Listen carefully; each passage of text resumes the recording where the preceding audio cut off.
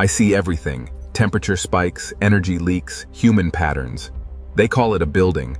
I call it a living system. You breathe this, I measure it. CO2 climbs, focus drops, productivity collapses. Clean air isn't luxury, it's performance. I know where everyone is, every second.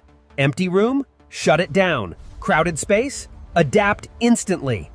Why they're on the team? They monitor consumption, detect inefficiencies, and enforce energy optimization.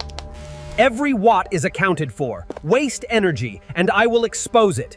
Efficiency isn't a suggestion, it's good business. I see everything. They call it a building, I call it a living system. Without my team, this place is blind, wasteful, and one step from failure. One drop, that's all it takes. Ignore me, and it becomes a flood. I see it early, so you don't panic later.